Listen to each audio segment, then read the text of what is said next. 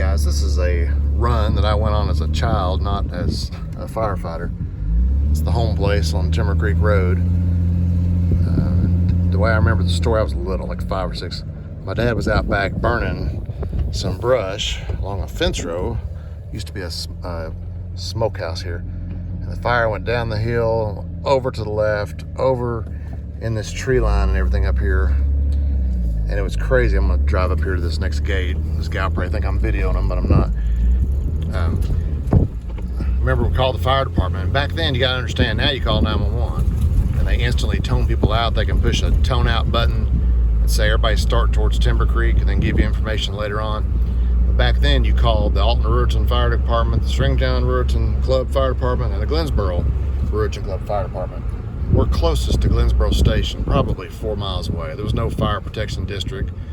That didn't happen until years later in 1983. It sounds weird to say that, but years later in 1983. So back then what you did, you'd open up the phone book, and in the front it'd have all the emergency numbers. It'd have the police, 839-6969, and the, just different numbers in there. Cops are 839-5125, ambulance 6900 or 6969. Later on, they had 839-4500 fire department number. But back then, you would look it up, and it would be just it'd say Alton-Ruritan Club Fire Department, and you'd call them, and there would be several phone numbers. And what happens? You'd call, and then they'd start a phone tree. So if, say, Bruce Franklin answered it, he knew to call these two people, and this person called George Kenny, and George Kenny would call, whatever. Well, my mom called one of the fire departments, I don't know which one it was, and said, yeah, my daddy's on the fire department, and he's gone fishing, and he's not here, but I'll have him call you back. Click. That's not what you want to hear when you call that kind of thing. So called another one. I'm not sure how many she called. There's only 3 in that. There's a city fire department and then the 3 rural county fire stations. But called them and finally got a hold of somebody. I said, okay, it'll be a while. We're on the way. And they called, and the fire had gone. It got into these woods here just a little bit.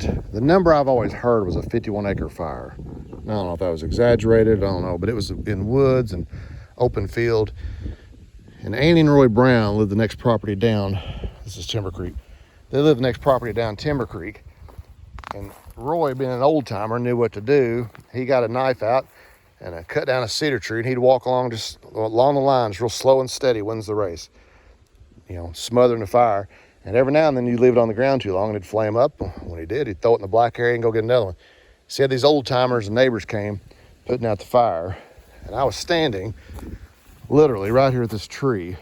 And I remember watching the fire truck come in, and the fireman's looking out the window saying, watch out, make sure you stay back. And I climbed up on the little thing, and he brought the fire truck through here, and then they drove out in the field. And there was fire all over the place. And of course, you can't really put out a wooded fire short of a monsoon, but you stop it from spreading. So for the next day or two, you'd still see glowing things back in there and in the whatever. But all these guys were volunteers, and I really appreciate their time.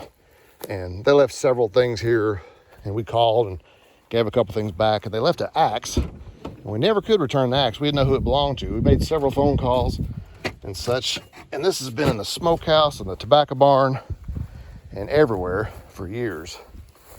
So this belongs to the now defunct Glennsboro Fire Department or Stringtown Fire Department or Alton-Ruritan Club Fire Department. But these guys were the pioneers that used borrowed forestry equipment. This may have been somebody's personal axe. You hear stories from them sometime. When I was on the fire department, I was trying to put a video together to talk about honoring these old guys, and no, I'm no longer, I'm suspended. So 2 years later, I'm still suspended. But I was going to do a story paying homage to these guys because they said they would go on runs. And Jean-Claude Whitnell's dad was one of them. He said they'd go on runs and get together and say, we don't have enough gas to get home. Has anybody got any money? And they'd all put their own money in the gas tanks. So hats off to the volunteers then. Hats off to those that volunteer now. And this is just a story from Anderson County, the community of Bertie, years ago. This is Timber Creek, and right up there is where Mudlick comes in. Get your bearings here. But a large fire, good neighbors came out, helped. My brother during the process was clearing out some high grass behind the house, trying to keep it away, and found a snake. Went there and got the 22, shot the snake. Dad got mad at him for using the gun without asking, but situation dictates the tactics, and here we are. So that's just an interesting story from one run in Anderson County from the mid 1970s.